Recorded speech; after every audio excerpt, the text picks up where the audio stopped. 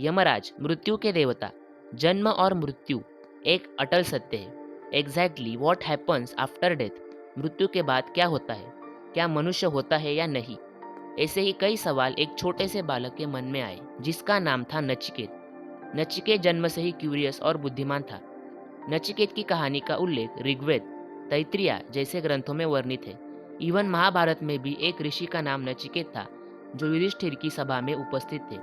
पर मुख्य रूप से कथा उपनिषद में नचिकेत और यमदेव के बीच का संवाद लिखित है। तो चलिए शुरुआत करते हैं आज के वीडियो को। एक छोटा सा बालक यमराज के महल के बाहर आता है और यमराज से मिलने की इच्छा व्यक्त करता है। यमराज अभी बाहर गए हैं और जब वो आएंगे तभी तुम्हें अंदर आने की अनुमति है। ऐसा कह के द्वारपाल नचिकेत को बाहर बैठने के लिए कहते हैं। पर ऐसा क्या हुआ कि इतने छोटे से बालक को यमराज, जो कि द गॉड ऑफ डेथ है, जो मृत्यु के देवता है, उनसे मिलना था? इसका रीज़न जानने के लिए हमें थोड़ा सा पीछे आना पड़ेगा और फ्लैशबैक में जाना पड़ेगा। वज्रश्रवासा, जो नचिकेत के पिता थे, बहुत धार्मिक और अच्छे व्यक्ति थे। पर एक बार यज्ञ करने के बाद पंडितों को भेंट स्वरूप उन्होंने गाय दी। तो आप कहेंगे कि ये तो अच्छी बात है, हिंदू धर्म में गौ माता को कितना महत्व है ये तो हमें सब जानते हैं। पर जो गाय वो दान स्वरूप दे रहे थे वो या तो पतली थी, दूध नहीं देती थी, या बीमार थी। एक बार नचिकेत के मन में ये सवाल आया और वो अपने पिता से जाकर कहता है कि पिताश्री, आप मुझे कौन से भगवान को दान स्वरूप देंगे? तब पिता ने उसको इग्नोर किया। पर नचिकेत भी बहुत जिद्दी था। उसने 2-3 बार ये सवाल अपने पिता से फिर से पूछा। पर एक बार गुस्से में आकर उसके पिता ने कहा कि मैं तुम्हें यमराज को दान करूंगा। पर यह सुनकर नचिकेत को बिल्कुल भी डर या भय नहीं लगा कि उसके पिता उसे स्वयं मृत्यु को दान करेंगे।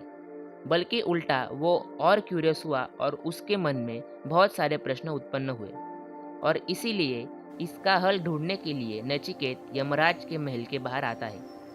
अब वापस प्रेजेंट में चलते हैं। 3 दिन नचिकेत महल के बाहर बिना खाए पिए वैसा ही यमराज का इंतजार कर रहा था।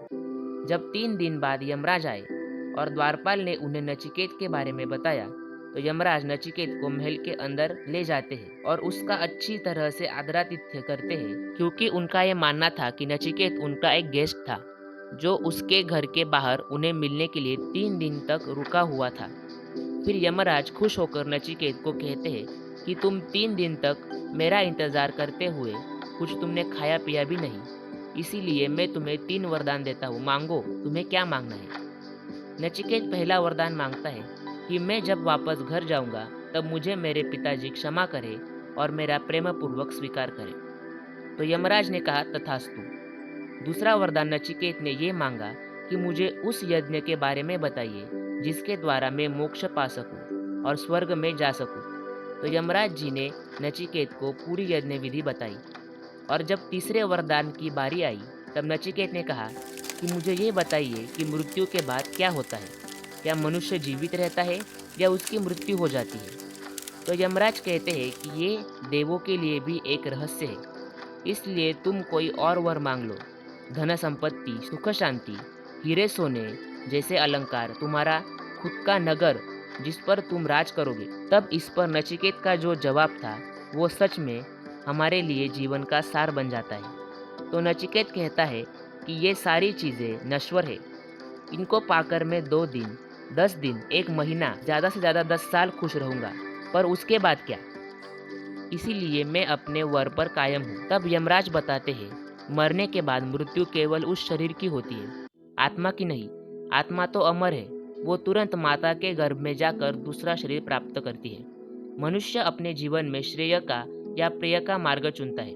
बुद्धिमान और सत्वगुणी मनुष्य हमेशा ही श्रेय का मार्ग ही चुनता है। मूर्ख लालची लोग हमेशा प्रिय का मार्ग चुनते हैं और इंद्रियों को सत्य मानने लगते हैं, बल्कि श्रेय का मार्ग आत्मा को सत्य मानता है, जो इंद्रियों से भी परे है। ओम सबसे परमोच्च या सुप्रीम परमात्मा का स्वरूप है, जो छोटे से भी छोटा और बड़े से भी बड़ा है। बुद्धिमानों का ध्येय परमात्मा को जानना होता है। आत्मा एक रथ का चालक होती है और घोड़े उसके इंद्रिय। जहाँ आत्मा उसे कहेगी वहाँ हमारे इंद्रिय आकर्षित होंगे। एक ऐसा दुर्लभ मृत्यु का ज्ञान जो देवों के लिए भी एक रहस्य था, वो नचिकेत ने एक छोटी सी आयु में जान लिया था।